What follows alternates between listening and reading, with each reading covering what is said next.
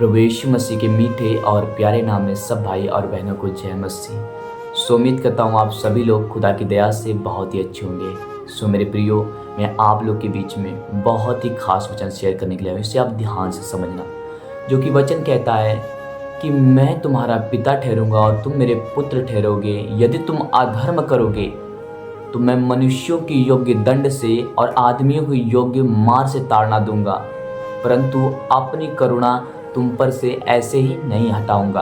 खुदा उन इजराइलियों से कह रहा है कि तुम मेरे बेटे ठहरोगे और मैं तुम्हारा पिता ठहरूंगा, पर यदि तुम अधर्म करोगे, यदि तुम पाप करोगे, यदि तुम बुराई करोगे, तो मैं जिन्हें मैं अपना पुत्र नहीं ठहराया उनके समान, उन अन्य जातियों के समान मैं तुम्हें ताड़ना दूंगा, मैं तुम्हें मार से ताड़ना दूंगा, मैं तुझे मार से डांटूंगा, उनकी जैसा तुम्हें दंड दूंगा, ताड़ना दूंगा, पर अपनी करुणा तुम पर से ऐसे नहीं हटाऊंगा, पर अपनी दया तुम पर से ऐसे नहीं हटाऊंगा। मेरे प्रियो, खुदा का वचन आज आपसे भी यही कह रहा है कि अगर आप खुदा से बैकस्लाइड हो चुके हो, दूर हो चुके हो, तो खुदा आपको उन अन्य जातियों के समान मार से ताड़ना देगा, तुम्हें दंड देगा, तुम्हें डांटेगा, पर अपनी करुणा, अपनी दया ऐसे तुम्हारी लाइफ से नहीं हटाएगा।